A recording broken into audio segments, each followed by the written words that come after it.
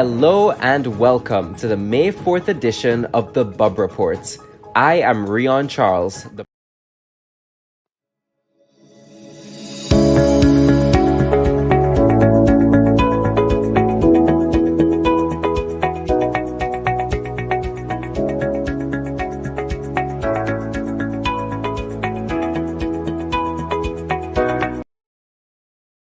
Hello and welcome to the June 25th edition of the Bubb Report. I am the Bubb Report's associate producer, Rion Charles. This week on our program, we are joined by the Honorable Dickon Amis Thomas Mitchell.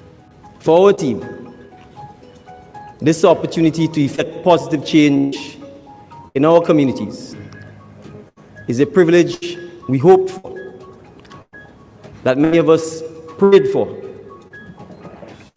and one that I can assure you, my cabinet ministers and I take very seriously. From the onset, our ambitions for Grenada were high. We often faced criticism because many thought that our aspirations were too high and may not be attainable. But we were resolute in our belief that you only get back what you invest. On June 23, 2022, the Mitchell-led National Democratic Congress won 9 out of 15 seats in the country legislative elections. The party campaigned and the administration is governing on a mantra of transformation, which articulates, quote, to transform Grenada through self-reliance and the creation of wealth. This is the cornerstone in the building of a sustainable, prosperous society for the benefit of all Grenadians, unquote. Here now is our host, Dr. Kellan Jaramu Bubb, as he introduces our honored guest for this week's program. We thank you for joining us. It's 10 a.m. here in Washington, D.C., and we are happy to present this special broadcast featuring an in-depth, expansive, and no-holds-barred interview with the Honorable Dickon Mitchell. 1 year ago, pundits declared a political earthquake when the National Democratic Congress won the snap 2022 election. The NDC, which was relegated to the political wilderness for 9.5 years, rode on the white horse with a message of hope through transformation, while challenging a deeply entrenched incumbent, still in shock over its surprise defeat. The mantra of transformation will be put under the microscope, and our conversation would be divided into 6 themes, namely public administration, fiscal and CBI management, good governance and integrity in public life, health and wellness, infrastructure and implementation, crime and national security, and reparations, republicanism, and foreign affairs. There's a lot of hope and optimism that the turnover in St. George's was an inflection point when Grenada moved beyond what obtained in the past by channeling its expectations into the hands of a youthful team armed with a fresh set of ideas and vision under the rubric of transformation. But really, how much have they been able to accomplish in 1 year, given the bureaucratic nature of government? And what grade would they give themselves under this new dispensation? Today we go beyond the fluff and the spin and look at the crucial issues that defined the last year. We analyze what worked and what went wrong, and what areas need improvement. Over to the interview now with the Honorable Dickon Mitchell.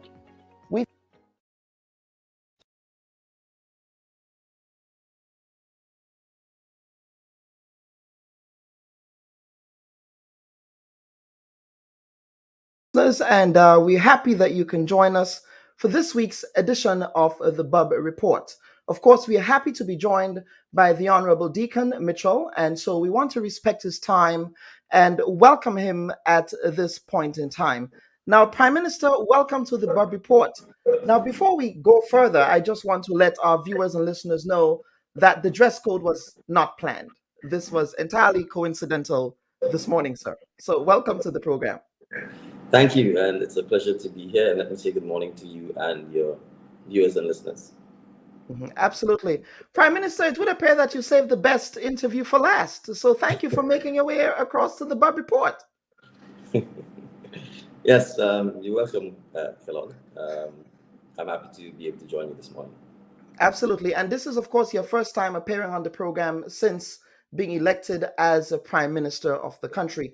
Now, Mr. Prime Minister, what we're going to do today is that we are going to have a conversation that will be very dissimilar to what the conversations that you had on other platforms. We will not attempt to reinvent the wheel with respect to the line of questioning proffered by other media entities on which you appeared.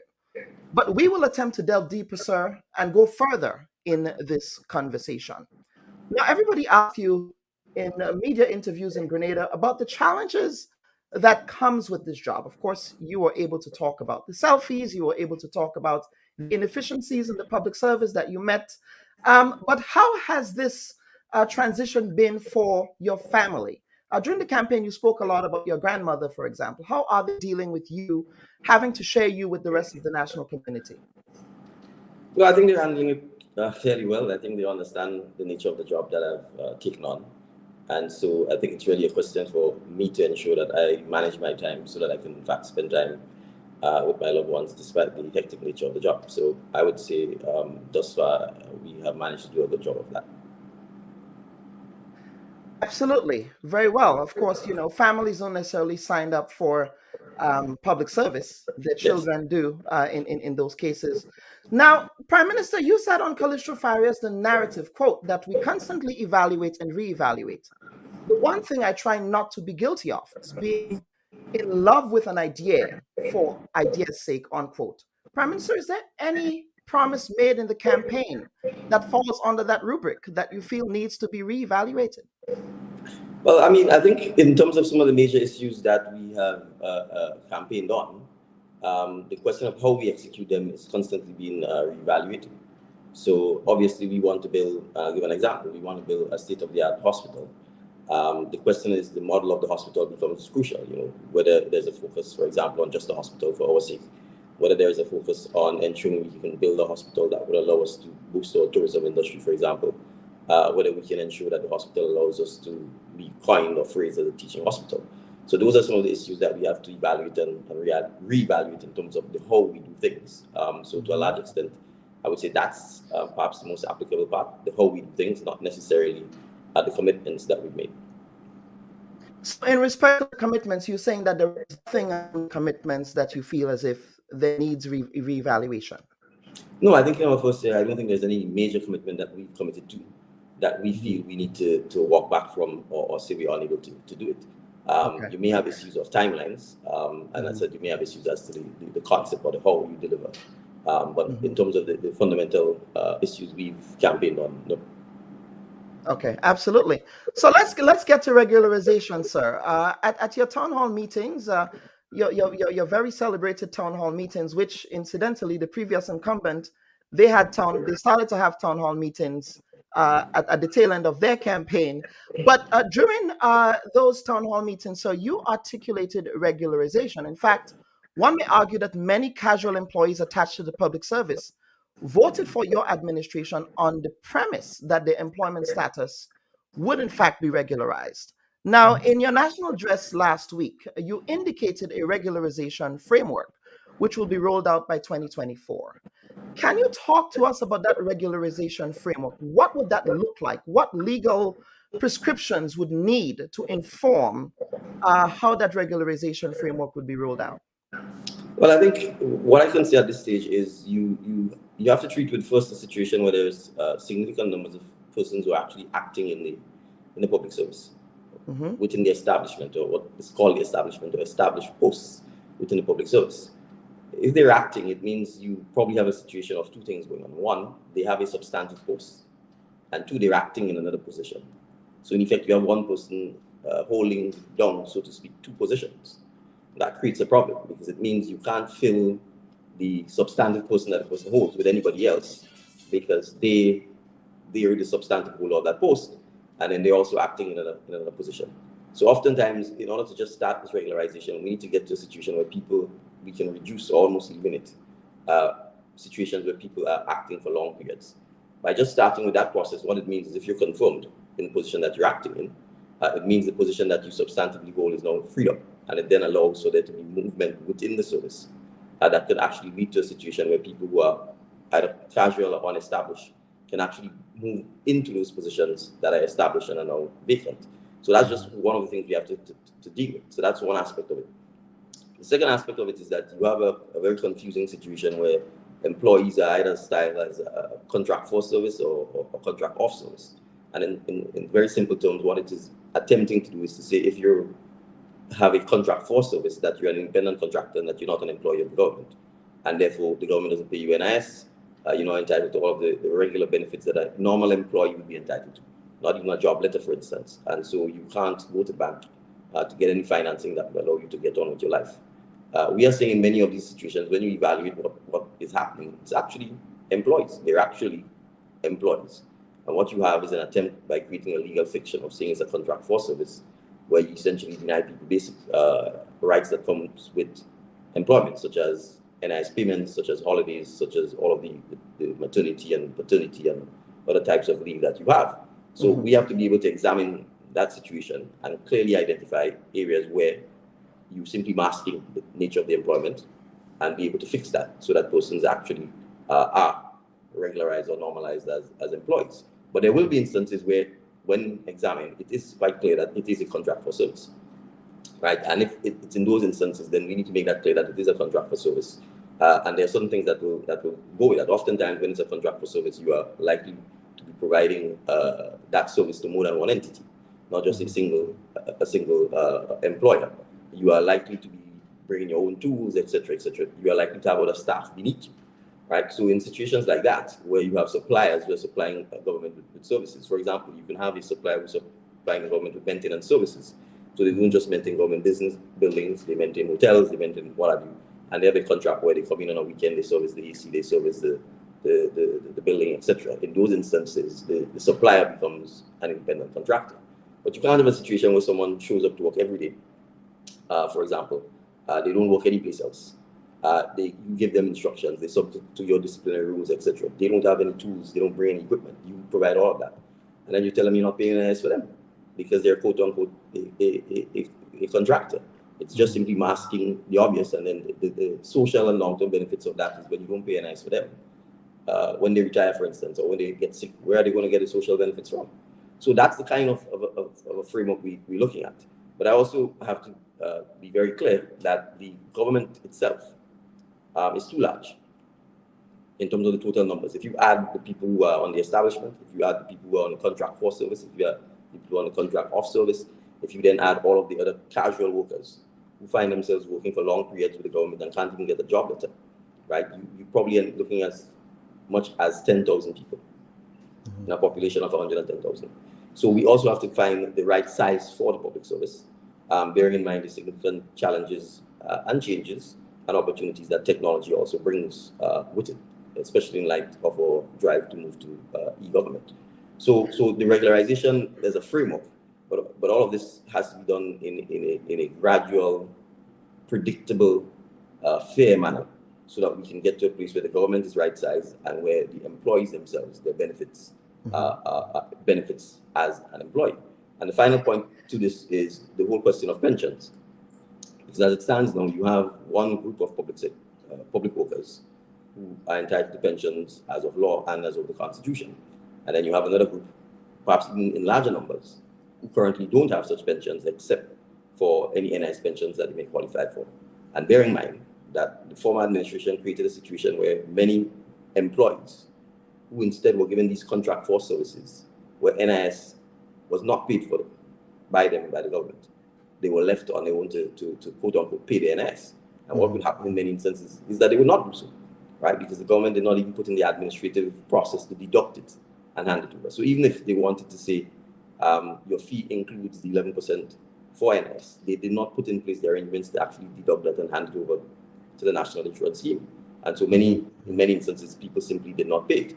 So what you have is a situation here where you have people now who can't even benefit potentially from something like a sick leave or maternity leave, simply because there's no contributions being made for them. And that obviously puts them in a worse position. It defeats the entire point of having the National Insurance Scheme Act. If the government itself creates a situation where people don't contribute towards NS, or the government itself doesn't pay NS. So you have a situation where people not paying NS, there's no administrative arrangement in place for them to pay it, except leaving it to themselves. You have a situation where one group of workers gets pension plus the NIS pension. And then you have another situation where a large number of persons do not get the government pension at all. And we are saying, as part of the regularization, in order to genuinely say that you're an employee, we think it's important for you to have a retirement savings pension scheme at the end of the day. And that is part of what the pension reform seeks to do. So that as the regularization takes place, going forward, employees who are hired on behalf of the government of Grenada, or employees who are moved from what is the abnormal situation you have now with the casual workers, etc., can get themselves on a pension scheme that both the government and the employees can contribute to, so that when they get to that retirement space or age, they actually do have a funded pension. So let us talk about that, Prime Minister. Let us talk about, in the campaign, again, articulating regularization for these employees. Some of these employees were dismissed following your election. Of course, the caveat here is that some of those employees were political appointees. And so naturally, one would expect some political attrition whenever an administration change. But there are others that the Public Workers Union have been advocating for, who felt as if there was no need to attrition these workers. Did you regret making the blanket claim that, we are going to regularize the workers in the service, or was that something that you still think is possible? Well, I mean, I think we just spoke at length about the regularization framework. So yes, we did. But let us talk. Let us talk, Prime Minister. Let us talk about the workers who are dismissed. No, so well, you're saying workers who are dismissed. Kellon, unless you can give me very specifics as to who you're speaking about, I'm not in a position to answer the question, because to me, workers who are dismissed is a general proposition, right? If there are specific instances where an employee or employee's employment was terminated as a result of the change in the government, and if these employees think that their employment was not terminated fairly, the employees, whether they unionize or not, certainly have an opportunity to go through the grievance process to have that addressed. So if the Public Workers Union, for instance, can point to employees under its banner who were dismissed or terminated, and if it thinks they were terminated unfairly, then the Public Workers Union and the employees have the right to go through the process, whether it's via the Labour Commissioner, the Labour Minister, and ultimately an arbitration tribunal to have the matter grieved or addressed. You seem to think that there's an assumption in this question that every time someone's employment terminates on a change in government, that it is as a result of some fault on the part of the employer. Mm-hmm. One, and I think you pointed to that, many of the jobs let me finish. Many of the jobs that were created by the former administration, in many instances, were jobs done almost deliberately before the election, in many instances, en masse, giving people contracts that in any event were going to expire with fixed terms, to create this impression that if there's a change in administration and your employment subsequently comes to an end, that it is the new administration that has done so. And I want to make this point here, right, that many times the average Grenadian is used coming up to an election in a very deliberate manner by governments who are in power, where they give them these short-term employment contracts or short-term contracts or various things, literally putting the persons in a position where, should the administration change, you don't know what your fate will be. And it is an attempt at vote buying. So I'm saying if there are legitimate instances where any government employee was terminated or whose contract came to an end, and they felt that it was not done in accordance with the contract that they had or in accordance with the Employment Act, and the grievance process states that, then I can certainly tell you my administration will respect the outcome of the grievance process. Respect the outcome of the... And you said I don't want us to leave here thinking that every time an employee is terminated or dismissed, that the employer is wrong, because then it will suggest that basically once someone has a job, you can never engage in disciplinary action against them regardless of their behavior, regardless of their performance or regardless of the contractual terms under which people worked. Mm-hmm. Absolutely. Well, you said bring the evidence, sir, and you are a learned attorney. So the workers in Carriacou, the union is claiming that those workers, Louise Joseph, Maxine Francis, Carol Walker, Andrea Andrew, and Angela Russell, they were attached to the caregivers at the Community Development Division. Their argument is that these workers were not necessarily political foot soldiers, that they were performing the task of geriatric care and providing services in community service. So that was the context in which that question was raised. But I'm just parroting what the union articulated. That's what it is, and that's my job. And that's fair. And I'm saying if that's the case, then I'm sure the grievance process will bear that out. And if the union is correct, then obviously the government will have to respect the outcome of the grievance procedure. Of the grievance proceeding. And of course, that is what it is. That due process principle must be played out, and we have to respect that. You're an attorney, you know that. Now, in the spring IMF report, the IMF on their recent visit to Grenada suggested that one of your signature policies in the last budget with respect to the tax amnesty should perhaps be rolled back. The same report suggested, Prime Minister, that the seed program payments should be restored to the June 2022 levels. Now, in the campaign, you yourself articulated for higher seed payments before the payments were reduced following the 2023 budget. Let us talk about, first and foremost, the tax amnesty policy. Would you be taking the IMF advice there? And secondly, on the seed payments, was that a misstep on your administration's part, sir, for first articulating the view in the campaign that it should be increased while having a reduction during the first year in office? All right, so the simple answer in relation to the IMF is no. We've articulated that our policy for this year would be to create a tax amnesty so that we can make a decided and determined effort to get taxpayers to be compliant. We've also articulated that come 2024, we intend to move into a new tax administration system. It will be heavily digital because we want to encourage, as I said, e-government, and we want to give our taxpayers the convenience and ease of being able to pay all their taxes online. And crucially, we want to go into that new tax system with data that is credible and with data that has the necessary integrity. To a large extent, part of the challenge that we have here in Grenada is the fact that the data held by the Ministry of Finance, in terms of taxpayers, the types of the tax types, the accuracy and the veracity of the arrays, etc., in many instances is questionable because of the challenges that we've had in the past with the data. So it's absolutely critical for us to get to the point where we give persons the opportunity to zero their balance, because in many instances, the interest rate and the penalties for unpaid tax are heavy and significant.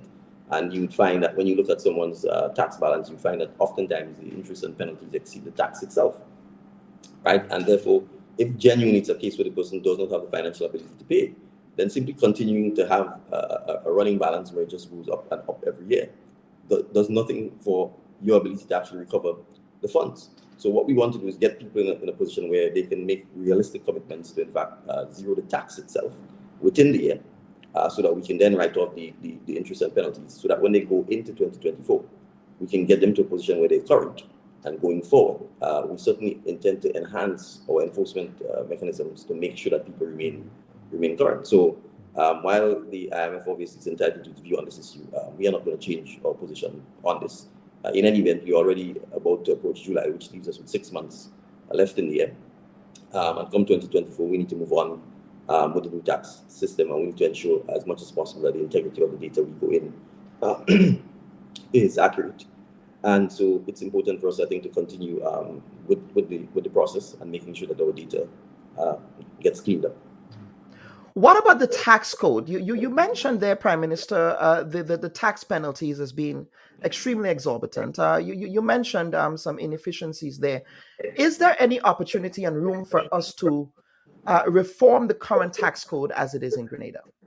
Well, yes, I mean, that's part of the evaluation and revaluation that we're talking about. So from a policy perspective, we have to look at all of the tax types we have, the rates of tax, and make determinations as to which best suits us, both in terms of efficiencies of collection, probability of actually collecting, and ensuring that we use the fiscal situation, the tax situation, to also help support the economy.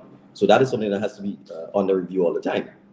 And one of the reasons, in fact, we ended up with going for the tax amnesty is because in any event, we get several hundred requests per year from people asking us to address this very issue, which is they find themselves in a bind, let's say property taxes, for instance, and they would ask either because someone died or someone didn't realize that they had to pay the tax, or someone traveled, any number of reasons, or they might have gotten ill and couldn't work, and so they were hospitalized, and so in that 1 year they did not pay the tax. I know they've discovered that the tax plus the interest plus the penalties is quite high, and you'd have these requests for waiving the interest and penalties. Now, the problem here is if you do it on an individual basis, it becomes ad hoc. And the question then becomes, what's the policy considerations that allows you to say yes to someone and no to the other? And so we felt the fairest thing to do was, in fact, to say, look, anyone who's in arrears up to 2021, we are giving you the opportunity to pay off those arrears in 2023. Sorry, anyone who's in arrears up to the start of 2020, end of 2021, sorry, we are giving you an opportunity to pay off those arrears in the year 2023, so that going forward, we don't have to be treating these individual requests for exemptions or waiver of the interest and penalties. Okay. The C program. Yes. No, I think let's first understand what happened, right? There was the normal C program, and the former administration, obviously as part of its attempt to induce vote getting, would have increased a one-off payment of $150 and attached that to the C program, right? And in its very own rollout of this, it was clear that this was going to be a temporary one-off payment of the $150 for 12 months, right? When our administration took office, obviously that we had 6 months to go, and that would have continued until December. And yes, we did not in the 2023 budget keep that $150, and there's a reason for that. We are doing the seed recertification program right now, and we needed to ensure that we sanitize the seed list. We were getting reports that there were people who had access to the database who could on their own put people on with no verification as to whether or not these persons had met the qualifying criteria. And so that certification process is ongoing as we speak. In some constituencies, they've been completed. In some constituencies, people have been added to the list. And as I indicated in my national address, in the month of April alone, several hundred people were added to the list. So before you get to the point of simply keeping the additional 150 or increasing it, we need to be in a position where we are sure that the persons who need to be on the list are on the list. Persons who no longer need to remain on the list are removed. There are instances of people who apparently who were not alive. There are instances of people who are doctors, name showing up on the list, whether deliberately or by error. So I'm saying this to say we needed to make sure that the list was sanitized. Right? We are doing that recertification, and my expectation is that once the recertification is complete, we would then be in a position to look at whether or not we were able to get savings and whether we can use those savings to increase the payments, or even if we were not able to get savings, whether going forward for the 2024 budget cycle, we are in a position to make any increases in the allocation available to C persons. What you're saying here is that are you going to be means testing what the benefits would be, whether there would be an increased benefit or not? And why would you want to engage in means testing, given the current socioeconomic conditions in the world? Inflation, we're talking about gas prices. If you go to the supermarkets in Grenada today, the prices are astronomical. Dr. Bubb, the current program is in fact a program based on means testing. Okay. If it isn't based on means testing, it means, should I be on the seed program? Should you be on the seed program? I'm sure any average Grenadian would tell you, no, the seed program is not a program where you simply say every Grenadian gets $450 or $300 from the government. No, the seed program is a social safety net program.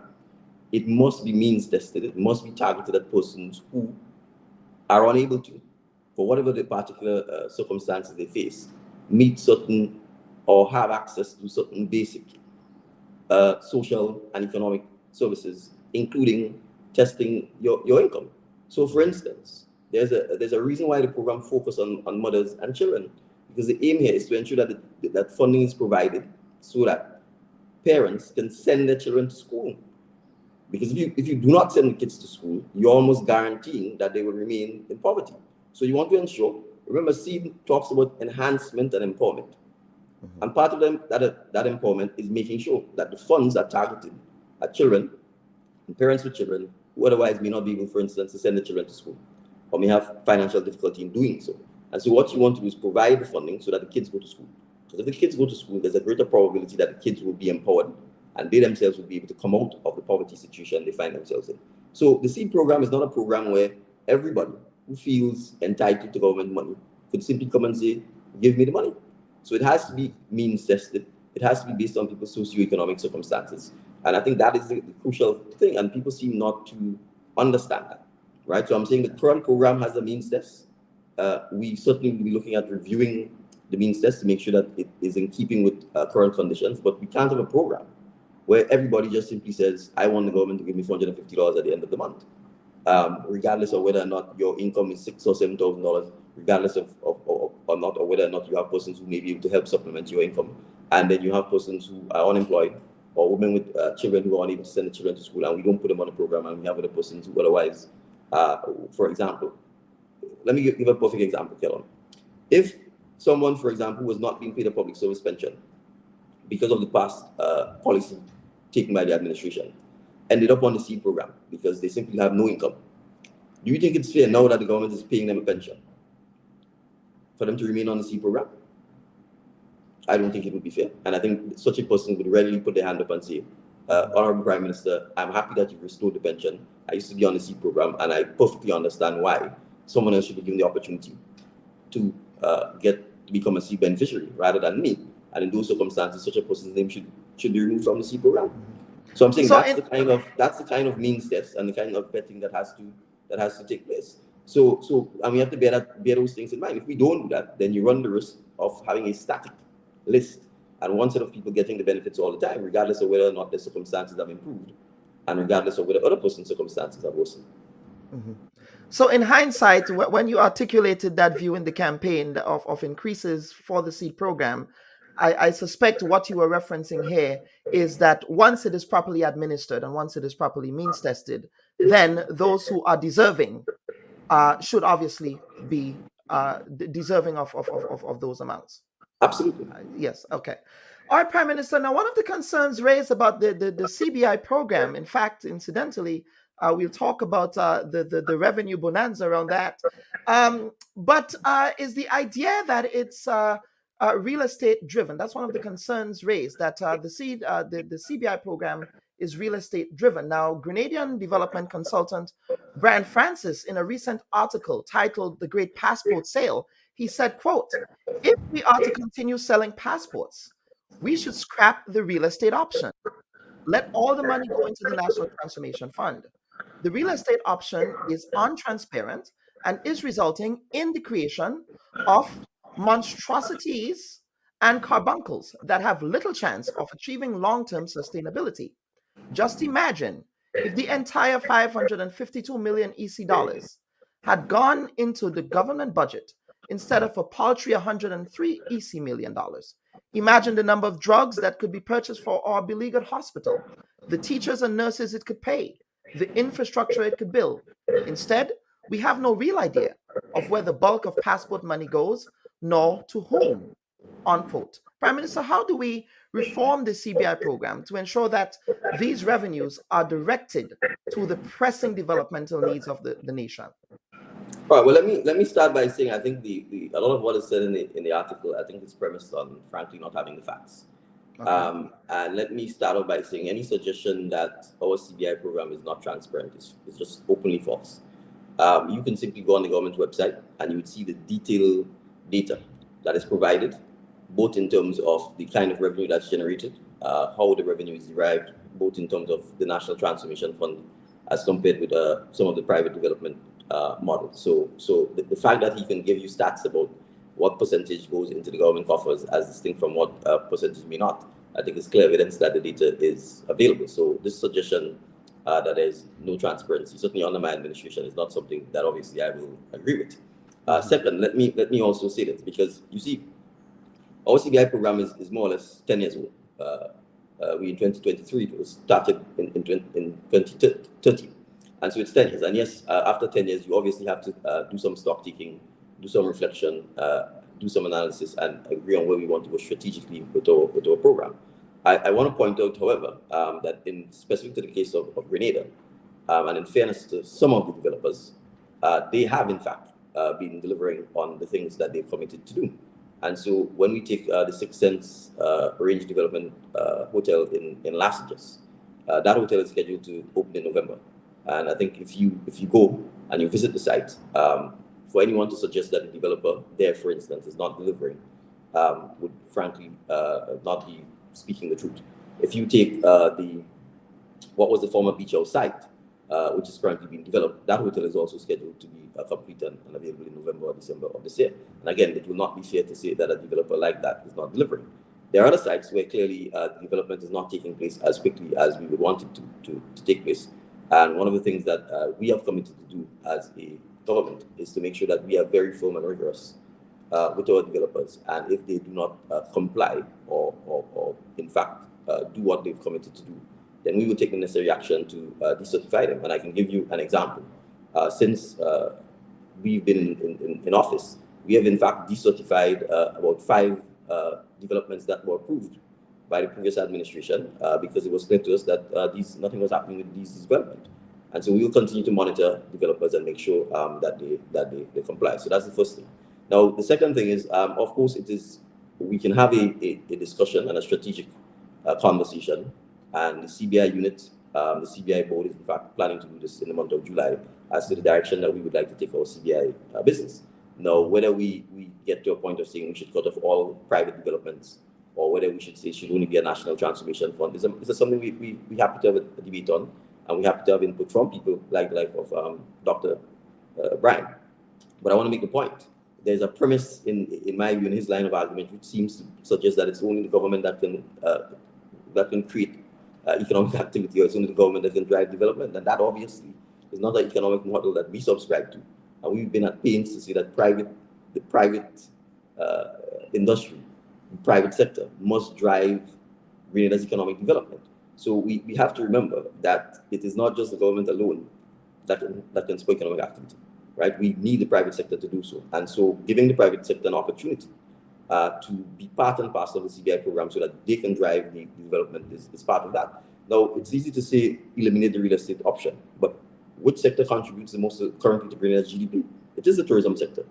And I don't think there's any question here that we need more beds, and perhaps higher quality beds. So we can also help to address the whole question of air connectivity to Grenada. Because if airlines fly in and they can't fly out with passengers, then they're not going to come.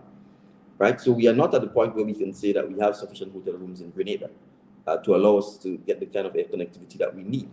And therefore, allowing developers to use the CBI program to build hotels is in my view, certainly a policy that we ought not at this point to simply eliminate completely.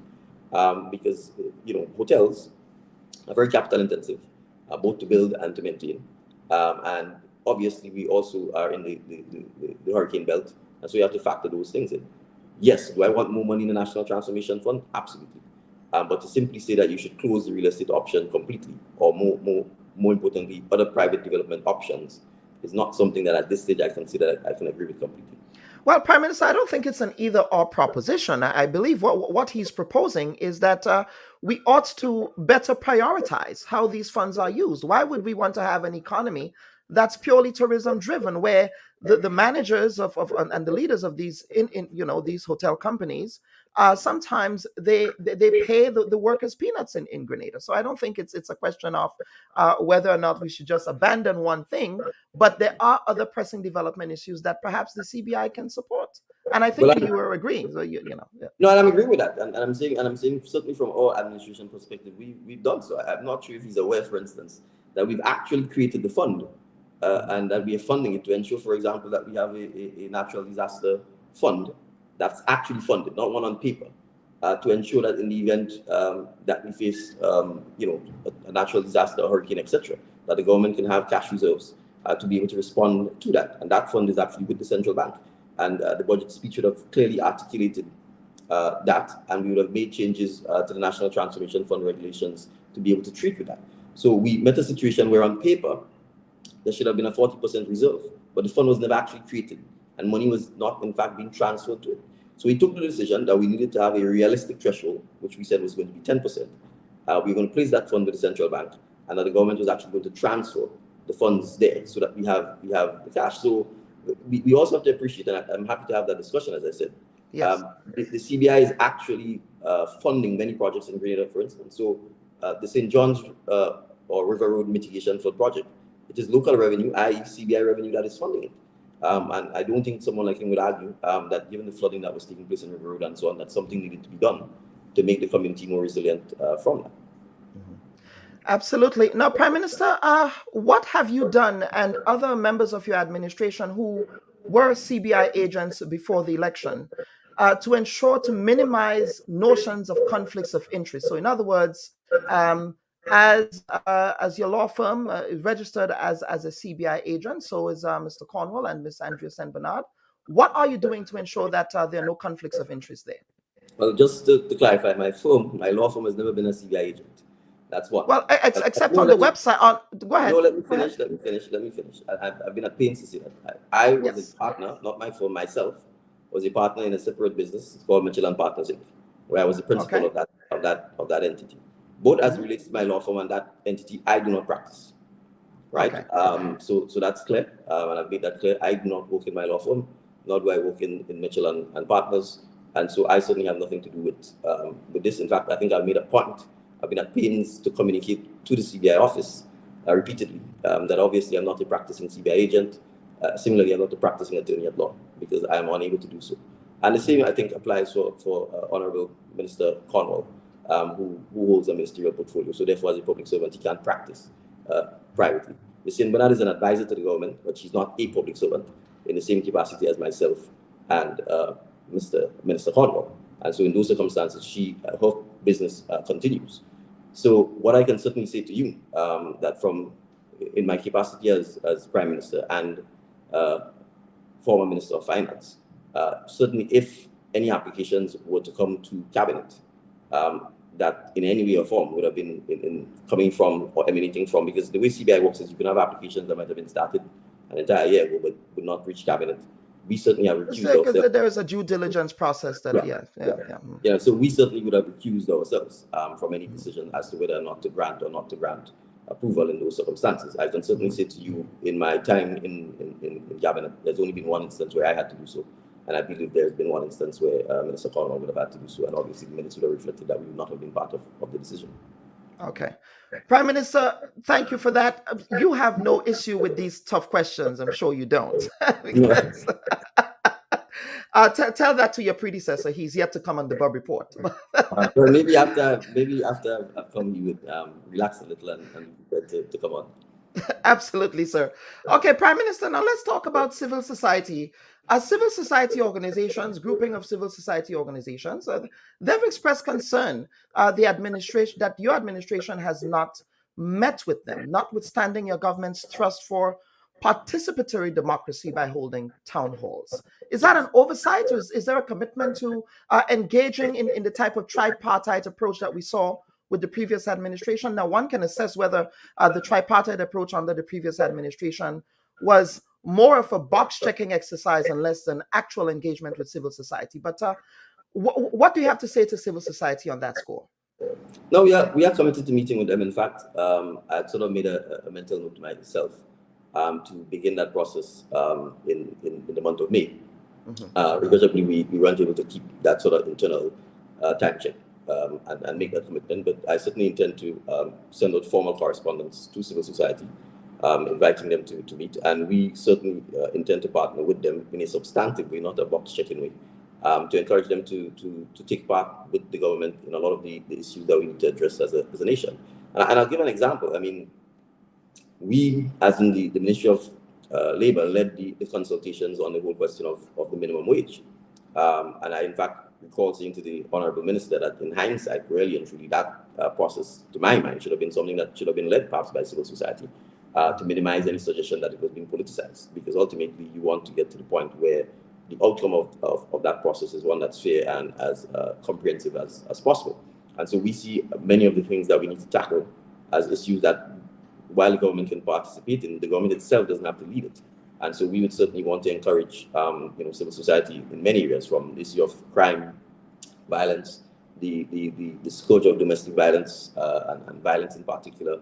I mean, reform of our education system. All of those are areas that I think the civil society can play a crucial role, both in terms of the conversation, the debate, and leading on some of those issues. So I certainly intend to formally engage them, and I hope that they would obviously be receptive to such an engagement, so that we can work on some of these issues together. Absolutely. Now, Prime Minister, we're going to move on to health and wellness because I want to respect your time. Now, your government proposes to make Grenada the healthcare capital of the Caribbean. You've begun efforts to rebuild the primary healthcare infrastructure on the island. However, in the absence of the human resource capacity, Prime Minister, it can all come to naught. The vexing question of the brain drain of nurses continues to grapple the sector, as well as security of tenure. Now, how then do we become the healthcare capital of the OECF, a new hospital in tow, and not do anything to regularize the status of nurses in the first instance, and then, secondly, to beef up the other challenges that the sector confronts? Right. Well, I think I can start by saying the regularization of nurses is part and parcel of the overall regularization framework. Yeah. And obviously, we have to make hard policy decisions as to whether you regularize individual sectors or groups one at a time ahead of others, or whether you try for a more deliberate and systematic approach. And that's all part of what I mean when I say the how. But you have to have the framework in place. If there's no framework and you just simply start regularizing one group, then you can see easily why other groups who are impacted may have concerns over what that means for them and that sort of thing. So the regularization of the nurses is part and parcel of that overall framework that we treat with. But I certainly agree with you that on a more fundamental level, addressing the human resource issue within the health sector is one of the things that we need to do. But it's not something that's going to happen overnight or have a magic fix. It is something that's going to require significant investment in education, because it means you obviously have to educate persons and train them in the health sector. We are going to have to find creative ways to be able to retain them. And that is why it's important for us to understand that if we have a health sector that is driven only by the government, the brain drain will continue. Because in effect, what you're going to have is private sector, particularly outside of Grenada, or governments that live in wealthier countries, being able to attract your citizens to leave. And I'm saying the way for us to be able to fix the situation in Grenada is that we need to have significant investment from the private sector as well in the healthcare sector. And so when we talk about building a state-of-the-art hospital, that's part and parcel of it, because if we can build a hospital that can derive the revenues, not just from citizens in Grenada, but from tourists, from the doctors at SU being able to do their rotations in Grenada and at the hospital and so on, it puts us in a position where not only does it provide better access to healthcare professionals from all over the world, including the doctors who are on rotation, but it then gives the hospital itself the ability to generate revenues that it otherwise may not be able to generate from us internally, to be in a position to retain the healthcare practitioners that we want to invest and train. So it has to be a holistic model. If you don't have a holistic model, you simply cannot just depend on the government's budget. And while the government, and obviously we've signaled this year by paying the nurses $500 extra each month for 2023, which is $6,000 per year. While we've done that, obviously that's not a sustainable model for how you improve the situation with our healthcare practitioners. So in general, yes, the incomes will have to rise, but it can't simply be only via the government simply paying more, because the government itself has budgetary constraints. And that is why we need a revenue model or financing model for healthcare, where people actually can invest in the healthcare sector, where the healthcare sector itself can generate revenue, so that the persons who work in the healthcare sector can be paid better. Mm-hmm. Okay. And that includes things like national health insurance, because obviously with insurance, then it means your treatment is funded. And if your treatment is being funded, then it becomes easier, for example, for the healthcare practitioners and so on to be paid via the insurance route. Mm-hmm. Now, we do have the Wage Advisory Committee in place. Of course, they are reporting, or they should have submitted that report soon. I'm waiting to hear from Mr. Gilchrist. He's supposed to get back to me. There's also the Pension Review Committee. I'm not too sure where that is concerned. Now, you threw some shots across the bow there. Would there be another advisory committee for studying national health insurance? Well, we are currently working on this. The situation with national health insurance is that a provider had been contracted by the former administration, that is JIPA, led by Dr. Kestened. Yes. And we have been engaged in several rounds of negotiations and discussions with him to, in fact, continue the process. So we're coming to the end of June. My expectation is that we should be signing off a contract with him, if we've not already done so, so that he can continue to lead a lot of the work that would be required for national health insurance. So yes, as part of that, we will have to constitute a national health insurance board that is going to have to treat with the rollout, both from the PR, from the legal side, from the operational side, from the IT side, from the financing side. So we really do need the next 18 months to be able to roll that process out. Mm-hmm. Prime Minister, we're going to move on to infrastructure and implementation. Now, in your national address, you articulated vast improvements in the implementation rate of government projects. Let us talk, however, about the Molyneux project. What is the implementation rate there? Certainly, it can't be contributing to that rate that you referenced. It does appear that there are some bottlenecks there, which your predecessor, Minister of Infrastructure, also articulated, which you rebutted. But what can we see in respect of further implementation of that project? It does appear that there are some complications there. Right. So I think, as I indicated, what would have happened is that after the contractor took possession of the site and commenced the demolishing of the buildings and so on, which were on the bottom side, you had a situation where the Nawasa pipe, which runs along that ridge, broke. So that would have caused some disturbance to the site itself, and the site is an unstable site, and I think that's what obviously brought us here in the first place. So that would have created delays because you would have had to obviously cap the pipe and then have the pipe redone. So while that was being done, obviously work would not have continued. So that's the first issue that happened. Now the second issue that happened is that the Ministry of Infrastructure itself took the decision to I would use this word, interfere with the slope. Now the original design that Beston had done did not include doing any work on the slope. They recognized that that was one of the risks. Their approach with it was that the slope itself had not come down, and that they, as much as they recognized that there was a risk that it could come down, they felt that the work could continue on the bottom side, that the road could be rebuilt without the need to have to interfere with the slope. The Ministry of Infrastructure took a different position and in fact went onto the slope. Now, obviously, on going on, the slope is unstable, and a significant work then would have been done on removing material from the slope, and that obviously would not have been part of the original design. And so once that happened, it meant obviously that you'd have further delays because you are now dealing with the slope, which was not part of the original design, which also would not have been part of the contractor's scope of work, right? Now, as that work went on, we would have had a change in ministerial portfolio.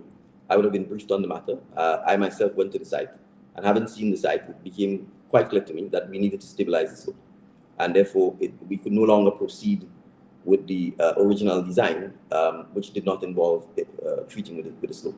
And so what has happened since is that Beston, who was the consultants that did the original design, have been brought back in to look at the slope. They've provided designs that will deal both with the slope as well as the road itself, and as well as we have to work on the bottom slope, because the bottom slope obviously is where the action started in the first place. That is between the sea and the road itself. So now you have three components: between the sea and the road itself, and the upper slope, right? So we obviously need a comprehensive design that will treat with all three. And in the case of the upper slope, it is not necessarily we are not talking here necessarily concrete works, but we're talking slope stabilization works, right? So we have to stabilize the slope to make sure that it reduces the risk of it coming down. Two, if it does come down, we have to have a road design that could withstand the slope coming down. And so there's been a new design for the road itself. And then three, we obviously need to make sure that we take action to stabilize the bottom slope as well. So as it stands now, the designs have been completed for what we call the foundation of bottom part of the road. We expect that those designs will be approved and that the contractor will be in a position to commence the work on that. There are additional ancillary work pre and post the site itself that the contractor has been doing since. But our expectation is that the contractor would be in a position to get the design works for the foundation aspect so that you can start that. It would likely require more piling of the site. And so obviously the piles and so on would have to be procured for him to be able to do that. And then we'd expect that he can commence in earnest the actual road construction. And so the timeline for completion has moved from the end of the year to the first quarter of 2024. But obviously you have to bear in mind that this period is the rainy season. And so the rain could always cause further delays to it. But certainly I think in coming out of this process, I think we are satisfied that the new design, I think is more comprehensive and perhaps a superior design to the original one, simply because it factors in both the slope at the top the road itself, and we're also looking at the slope at the bottom. What about the cost differential to the taxpayer? Well, there's no question that the costs are going to be increased, because the cost would have increased by one, you had a broken pipe, which then would have caused damage to the site and would have had to relocate it. So that's a cost that would have had to be paid either between the master and the government. Two, the original design did not include doing anything with the slope. And as I've just pointed out, significant excavation took place at the slope to the tune of millions of dollars. And therefore, that is an increased price that we'd have to factor in. And then we would have to pay the consultant additional sums for the redesign. So definitely there would be some costs. And with the fact that we are likely to need more piling of the site, then it would obviously mean that the cost of construction itself will go up. So I can't give you a wrong figure off the top of my head as to what those cost differentials would be, but we certainly have the comparison when we have the final figures in between what the project was originally budgeted to cost and what the new cost would be. Prime Minister, thank you for staying with us. We will take a quick break and then we will come back for the final segment of today's program. Viewers and listeners, the Honorable Dickon Mitchell, Prime Minister of the State of Grenada, sitting for an extensive one-on-one interview with the Bubb Report. Please stand by. We will be right back after these messages. Should your loved ones pass on, they deserve to be treated with dignity. And at S.A. Johnson Funeral Home, we can provide you with that service. We can take you every step of the way during your sorrowful moments. When that need arises, call S.A. Johnson Funeral Home at 347-777-9797. That's 347-777-9797. S.A. Johnson Funeral Home is a Caribbean family-owned funeral home here in Brooklyn, providing funeral services, but in a dignified way. From cremation to burial to the repatriation of your loved ones, you don't have to go through the hassle, as we provide exceptional service that allows you to mourn and heal peacefully. For more information, visit our website, www.sajohnsonfuneral.org. Send us an email at sajfuneral@aol.com or call 347-777-9797. S.A. Johnson Funeral Home, because you deserve to be treated with dignity. Hello everyone, I am Chantal McGuire, the local bred Grenadian actuary and asset liability management expert. Are you satisfied with your current finances? Are you curious and constantly looking for ways to make additional income? Join me on the Bubb Report as we strive to empower you, our valued audience, to become more financially literate and help evolve Grenadians into a mindset that's investment focused and entrepreneurial. Literacy is about freedom. It's about being able to control your money and not letting your money control you. It's about foresight for a brighter future. Our core mission is to promote financial literacy and share money-generating opportunities for everyone. Join us on the last Sunday of every month, starting July 30th, as we strive to provide the keys to financial freedom.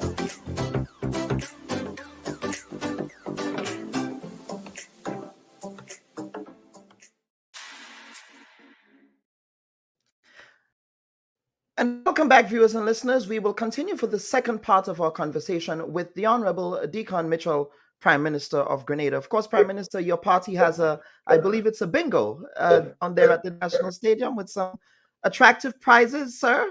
So I know that perhaps you're getting ready for that. It has been a hectic week for you. Outside of making appearances, you had a town hall, then you had an address last night, then you had another address. How are you staying energetic? What are you doing? Your predecessor is a gym rat. I understand he still goes to the gym. He boasts about his low blood pressure. I wish I could be him when I'm his age. So what are you doing to stay active and vibrant? Well, I mean, I watch what I eat, because I think what you put in is what you get out. So I've always been a bit of a picky eater, so that remains. And I try to stay as active as I can. I'm probably not as active as I would like to be, simply because of the hectic schedule. But I think that's key. So whether it's just skipping or trying to go for a walk, I think that's important. And then I think it's important as well to read. Believing or not, reading energizes you. If you don't read and read widely, then you don't get ideas, you don't get a chance to reflect as well. So I think that's important. And I still try to manage to get sufficient sleep, because I think that's crucial. If you don't sleep and sleep well, then you will be in problems. So Do you still get 8 hours? You still get 8 hours? What's your average sleep time? I don't get 8 hours. I would say average sleep time is maybe 4 to 5 hours. Yeah, I don't get, but I've never gotten 8 hours, I think, since I became a lawyer. So, Okay. but I think, 5 to 6 hours is sufficient. If I ever get the chance to get more than that, I would certainly try and take it. So I think sleeping is important. As I said, eating right is important, and clearly exercising is important. So one of the things, for me, I think a lot of times people see exercise as something that has to be at a fixed time and a fixed place. And I see exercise as a way of life. So I think any opportunity to walk, for example, which is part of the reason why I like the village walkabouts, because right there you can get 2 or 3 hours of walking time, whether it's to go a hike, whether it's to walk the coast. I think just coming out of the vehicle, frankly, and walking is one way of ensuring that you get your heart rate going sufficiently. Well, in Prime Minister, in of lowering the temperature, the political temperature in Grenada, because tempers tend to flare where the politics is concerned. It doesn't ruffle you, but for some reason it ruffles your supporters, some of them, not all of them, when we ask tough questions. I don't know why, because you don't have an issue with it. But perhaps it would be good if you to the gym together in the morning, go morning, take that. Well, to be honest, I don't like the gym, actually. I always feel it's better to be out in the outdoors. So whether it's to play football, cricket, basketball, or to just go for a hike or walk or swim, I certainly prefer that. I don't know. I think the air in a gym tends to be sterile and recycled, because it's either air conditioned or so. So I have enough air conditioned offices, so I prefer the outdoors for sure. Okay, and perhaps the PBC Old Boys race running for Dominican House, which we are both a member of, former teacher there. Prime Minister, now let's go on to national security. Now, you rubbished the idea that crime was on the increase in an appearance on another platform. Now, so far, Prime Minister, we've had 11 homicides for 2023, an uptick in gun possession, and an upsurge in sex crimes. You don't have to take it from me, sir. ASP Douglas of the Royal Grenada Police Force also expressed concern about an increase in crime. Now, let us talk about the national security strategy that you have in place for tackling this issue. Right. Well, I think first of all, I think we need to appreciate that policing is not the sole criteria by which we are going to address the crime and security on island. I think from that perspective, one of the key things for us would be engagement within our communities and within the specific areas where we feel that they're at risk, young people in particular. And so together with the police, that's one of the things that we are keen to address. And I said so because I even visited the Backlit Rehabilitation Center and looked at the age of the young men who are there 11, 10, 12 years. Now, the reality is we have to appreciate that they are our children. And that, oftentimes if they become criminals, we are probably helping in the process of criminalizing them. And so it's very important for us, I think, as parents, as teachers, as community leaders, to in fact pay attention and engage with our young person so that we can give them the options and the skill set that is required to minimize them attempting to resolve issues via violence, right? And I think that's one of the key things that's going to be important, because I think if you look at quite a few of the homicides, you are looking at, I wouldn't call them crimes, perhaps call them crimes of passion, where someone seems to have gotten angry, gotten into rage, and either use a knife or a cutlass or something to then inflict a wound, which then becomes fatal on someone else. And I'm saying in circumstances like that, one, obviously we need to make sure that people have less access to things like cutlass and knives and so on. But a knife is a domestic implement that one can easily get their hand on. So the challenge here would be, how do we get our young men in particular to understand that you can resolve your differences by talking them out, by using sports to settle your scores, and by being given the mediatory and conciliatory skills that are required. And in many instances, even within our communities, providing the facilities that will allow warring groups of people or families, because sometimes these people are related to each other, they know each other, to be able to sit down and talk through their differences. So we have to develop, in my view, a very formal approach to dispute resolution within the communities. But we can use our community centers or schools, where an elder or senior person or a mature person can bring the young men, the young women, the families together and say, okay, let me hear your side of the event, let me hear your side, and let us talk through how we resolve those issues. Because many instances, it's feuds that probably started and have not been settled, and people then attempt to settle scores and so on. So for a lot of the crime that is like that, in my mind, we have to be able to address that. The second issue is that I think we need to see clearly more police boots, frankly, on the ground within our communities. Now, we appreciate that the police force has been stretched because of mission creep, and that there's been, in a sense, significant duties added to the police. One of the strategies we aim to look at is to examine what do we need the police for and what we don't need them for, right? And get to the point where the police has, for example, been providing security to the port. We had a senior police officer at the airport. Those are statutory bodies which, from a policy perspective, can provide their own security, right? And so what we will be looking to do is to get to the point where we move back the police officers who are assigned to some of these specific bodies back into regular policing so that we can have some of the numbers that we need to be in the communities.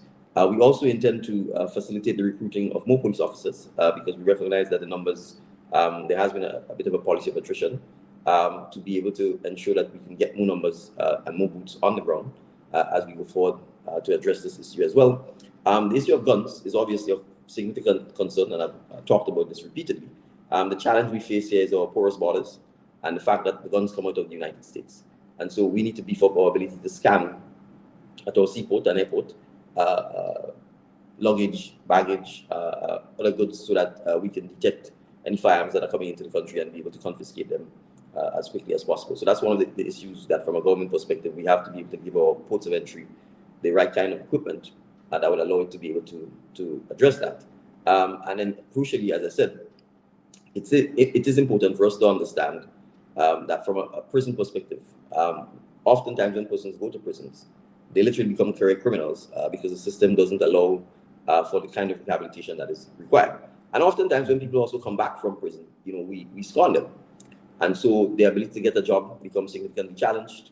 And then you may very well find that they're frustrated and so they go right back to the life of petty crime that would have happened. And you add to that drug use and drug abuse, you have these challenges. So a lot of these issues is not going to be solved by saying let's get tougher on crime or necessarily passing harsher laws or saying we need to jail more people because that doesn't make your country any safer. We have to be able to have social programs, education programs where we don't actually create criminals, right? So that persons don't feel that they need to steal to earn a living. Persons don't feel that the only way to resolve a dispute is to chop you or to stab you. And that's where I think our parenting skills or socialization skills or values becomes important. And that has to start at home, in our schools, in our churches, and at the community level. Mm-hmm.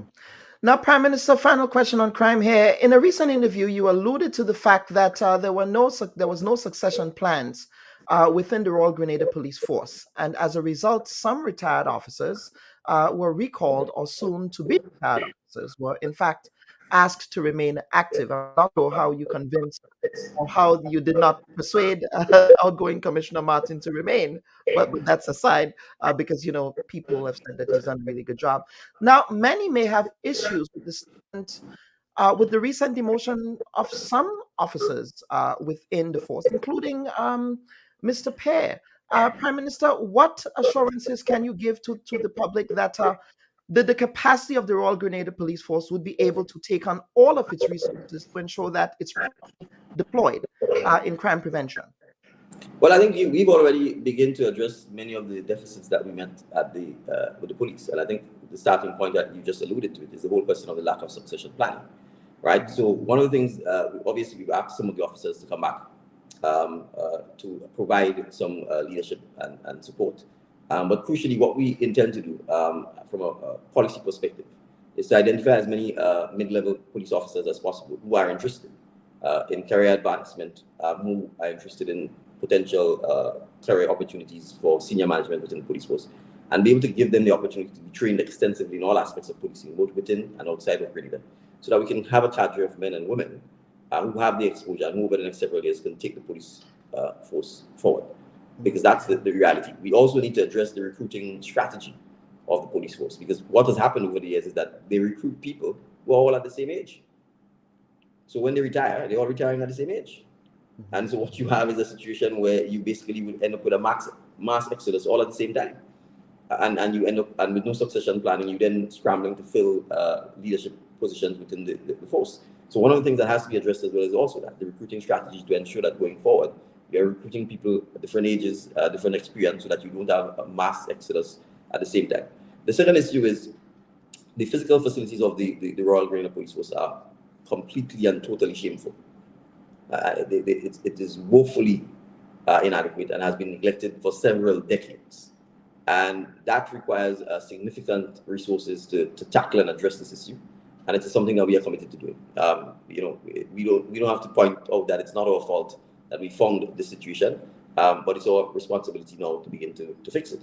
And so from a budgeting point of view, from a resource mobilization point of view, that is something we're working on, to put together a team both from within the Ministry of Infrastructure and from the police senior command, so that we can do things like get a model type police station designed, and then look at how we can then build new police stations strategically. Because the bottom line is we also have to look at where the police stations are. Historically, police stations were located where the estates were, for obvious reasons. But the truth is our demographic patterns have shifted and shifted dramatically over the last 25 years. And so we need to ensure that we have police stations in locations that now make sense. We need to also make sure that we have mobile police units that can be moved effectively around the island and that you don't necessarily get bogged down. So if we take the eastern flank of the country, for instance, you've got a police station in Grandlands, you've got one in St. David, and then you have one in Brentford.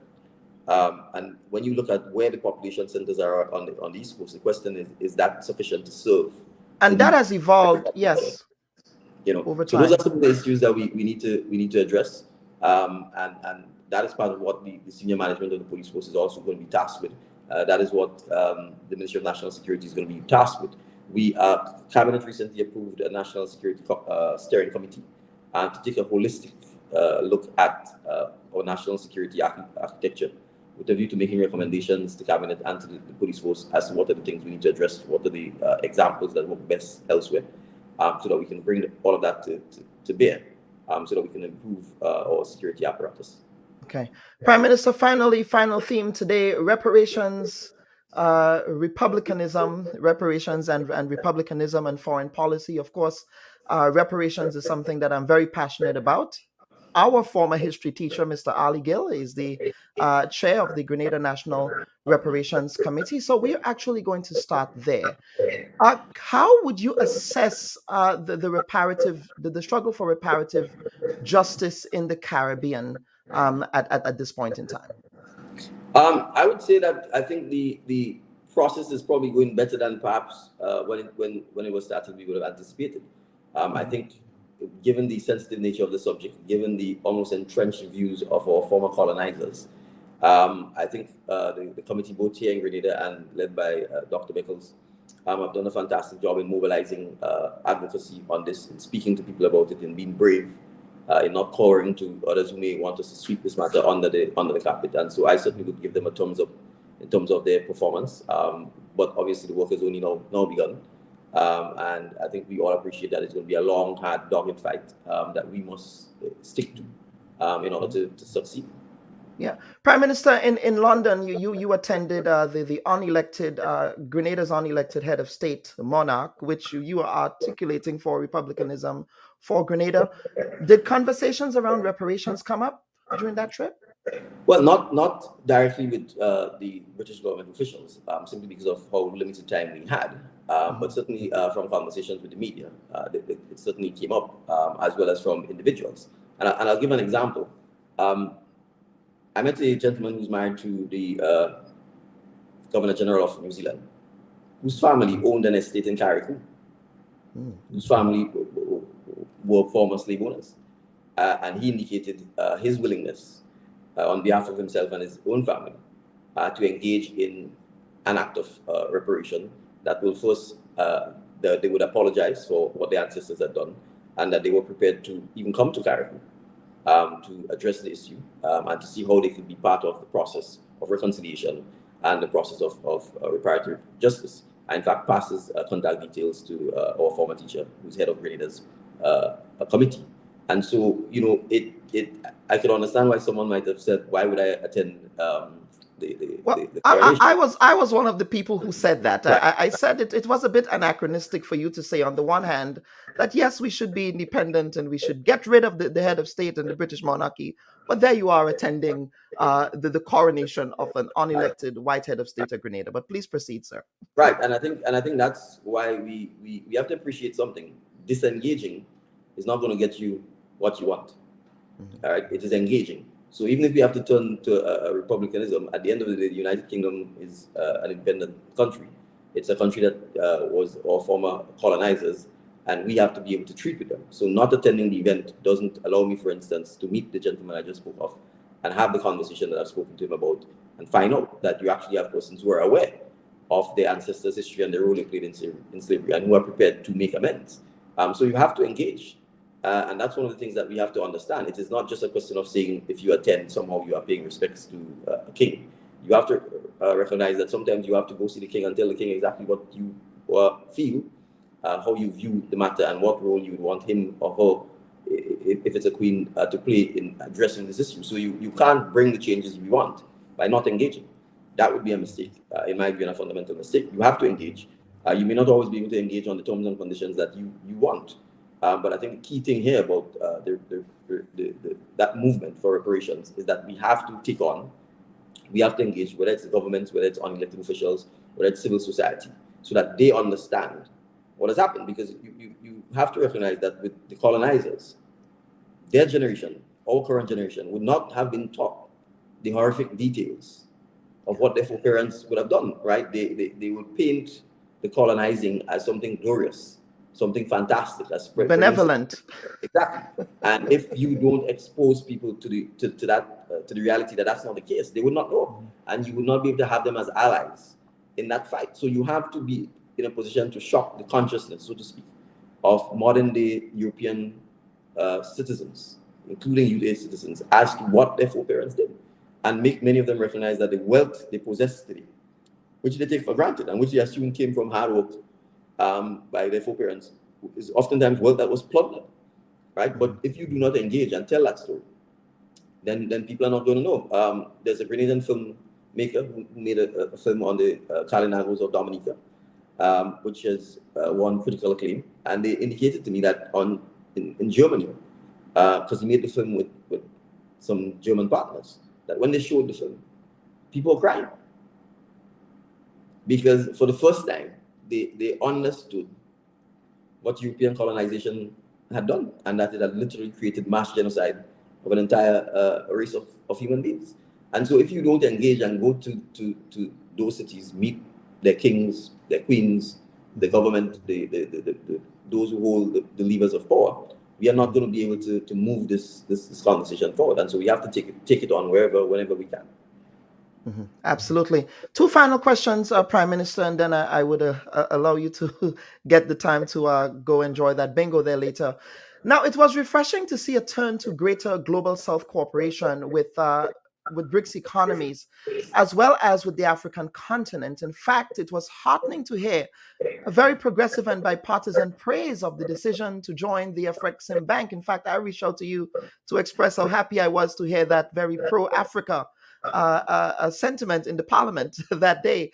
Now, while this looks good on paper, Prime Minister, what specific initiatives would engender greater African and Caribbean ties? Now, actual trade volumes have remained stubbornly low between Africa and the Caribbean. The most recent data that I was able to research on interregional trade between Africa and the Caribbean comes from 2017, when Africa exported just under 250 million to the Caribbean community countries and importing less than 440 million in return. So what's the strategy after we join the bank? Right. Well, I think joining the bank is part of the strategy, because you see the bank is going to be instrumental in being able to bring businessmen and women, bring governments together, so that we can partner first with the question of infrastructure and transportation, because that's the key thing. You can't trade if you don't have the ability to trade, and that means the shipping lines, the shipping lanes, the air lanes, and the air cargo and passenger cargo planes.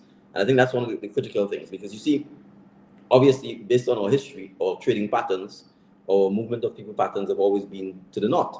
And so in order to correct that, we would need the infrastructure that can allow us to fly and to get to Africa, which incidentally, from Accra in Ghana to perhaps Barbados is 6 hours, right? Only 6 hours, yeah. But with no tradition of air service between Africa and the Caribbean, then obviously you would see why we are significantly handicapped in our trade. So the first thing really is to ensure that we can leverage the bank to get the kind of investment and to get the kind of partnership between Africa and CARICOM, so that we can then be in a position where air cargo, passenger cargo becomes real.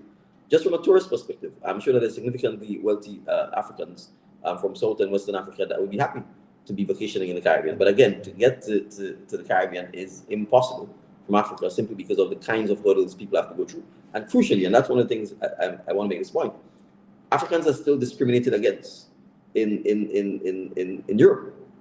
And so the visa requirements and all of the other restrictions that are imposed makes it very difficult for them to get to the Caribbean because they need to transition in Europe to get to North America or to get to the Caribbean. And so that's why it's absolutely critical for the air travel between Africa and the Caribbean, because then you don't need to go through this sort of humiliation that oftentimes Africans or people of dark skin have to go through at international transit centers. And so having the African Bank, having an African Development Bank, having a presence in the Caribbean and being able to leverage our expertise and our resources collectively, in my view, would be significant towards beginning that process. And then we're not just talking Africa and the Caribbean, we're then talking Africa, the Caribbean, and South and Central America, because that's also part of the challenge, that even from within our own Caribbean context, we do not trade with South America and Central America to any significant degree. And nor do we travel between the continent of South America and the Caribbean to any significant degree. And that's one of the areas that also I think we need to be able to exploit. So, as you said, the South-South cooperation is going to be critical, and I think this is just the first step in our overall strategy, a paradigm shift in terms of how we view our trading patterns, how we view our travel patterns, and how we are able to forge the linkages from a cultural and a creative perspective between Africa and the Caribbean. That hegemonic decoupling was a long time in coming, and I couldn't be more proud that it's been done by my former history teacher. I always have to put that in there. But Prime Minister, finally, for the next year, what can the Grenadian people expect from your administration on building on the transformative vision that you articulated in the first year? Right. Well, I think we are hopeful that in the next month or two that we are likely to have some big announcements in terms of some of the plans we need to address in healthcare, in energy transition, in infrastructure transition, because the truth is, and of course, we've got our 50th anniversary of independence coming up as well. Big year. Yeah, so now really is the time more than ever for us to be bold. I don't think we were elected into office to be timid, to be afraid to take chances, and we have to really, I think, take some bold decisions, be very clear as to why we're taking those sorts of decisions, be very clear as to the vision that we continue to pursue, and crucially make sure that we get buy-in, get support, and get involvement from the public. So I think from that perspective, I can say stay tuned. We certainly treat the month of June as a sort of period to reflect, to re-energize, and to sort of have the same type of energy, the same type of momentum that we came into office with, to make sure that we're able to sustain and continue with that. So, from that perspective, I think the first year was to obviously convince the Grenadian public that despite our not having been in office before, that we are able to govern, and govern well, govern transparently, and govern fairly, and ensure that the general population is at ease, that there isn't this sense of fear that you can't speak up, that you can't criticize, that you can't comment, or you can't be involved. We certainly will continue more of that and look to strengthen that. And obviously the media is one institution that can play a critical role in that. And I'm happy that you're able to point out that we take the tough questions, we don't duck or dodge them. Yes, you do, and I really appreciate that. And this is no bias here, but you've never been one to shy away from that. So as you're saying that, Prime Minister, please, I want us to encourage more emotionally intelligent discourse in our national conversations. I think sometimes people take these conversations too personal. I ask you a tough question and everybody gets offended by that. Well, you are a servant of the people, and that's why you were elected to serve the people. So please proceed. Yeah, no, and I think it's important for us to be dispassionate about, not all the times. If you're passionate about something, you should be able to clearly show your passion. Yes. But I think we have to appreciate that criticism is just part of growing. If people don't criticize you, you wouldn't learn. You may think you're doing something well, and someone could certainly point to an area in which you can improve, and you should be prepared to take that improvement. So I certainly think, on my own behalf, on behalf of the government, we are certainly keen to have persons make suggestions as to things we need to improve or areas that we need to correct, and that could only redound to the benefit of the entire country. Yeah. So, so that is important. It's important for us to be able to have a discourse, to debate ideas, policies, etc., without personalizing and attacking people personally. So I think it's important for us to lift the bar in terms of our conversation, and I certainly attempt to do so. If I fall short, I'd be happy for persons to point that out so that I could reflect and improve next time around. But I think going forward, just to summarize, I think the excitement of the last year, we expect it to continue simply because we intend to continue working hard, continue to be accessible, continue to listen to the people, but also continue to ensure that we can have some bold visions in terms of where Grenada needs to be and work hard at it in an inclusive manner. Mm-hmm. Prime Minister, any final comments? Your first appearance on the Bubb Report. Any final comments from you, sir? Well, thank you for having me. As Prime Minister, that is. Go ahead. Yes. Thank you for having me.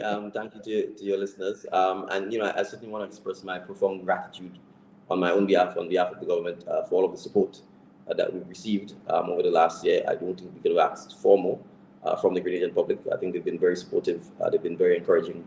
We've had a lot of persons praying for us and being involved in the communities in terms of community work, helping out. We certainly want to continue that community spirit, that community engagement. And I want to take the opportunity to wish everyone a happy Sunday. As Dr. Bob said, the bingo is on this afternoon at the National Stadium. So come down and have some fun and try and win some of the great prizes on offer. Well, I see there's a yellow car there as well. It's the NDC mascot, sir. Prime Minister Mitchell, thank you so very much again. Again, this is the first time we've actually had a sitting Prime Minister on the Bubb Report. So are we happy? This is your third. So again, you are in a winning column here. Mitchell 3, that's Dickon Mitchell 3, Dr. Keith Mitchell 0 in respect of appearance on the Bubb Report. So there is that. Okay, Prime Minister, thank you so much. Viewers and listeners, the Honorable Dickon Mitchell, the 9th Prime Minister of the state of Grenada, who made an appearance here this week on the Bubb Report. We thank all of you for joining us this week. We would return to regular programming next week on behalf of the hardworking producers, my very hardworking producers who do the painstaking work of assisting me in putting this program together, because I do have a full-time job, which is not journalism. I am an associate professor. I'm a full-time researcher. I'm a consultant. So I thank my producers on the ground who really assist me every day. Rion Charles in particular, my very competent public personal assistant, and Kitaka as well. They're doing an excellent job in ensuring that we can produce quality and balanced programming here on the Bubb Report. So we thank all of you, and we will see you next week for another installment of the Bubb Report. Take care. Bye-bye. Hi, everyone. Thanks for checking out the Bubb Report's social media pages. If you'd like to get more videos, show highlights, and watch our weekly live show, follow our Facebook, Twitter, and Instagram pages, and also subscribe to our YouTube channel. You can catch repeat episodes on Wednesdays at 4 and 5 p.m. respectively on CRFM Radio and GBN TV in Grenada. We are also viewed on Sundays at 8 p.m. on WPG 10 throughout the Caribbean. Thanks for watching.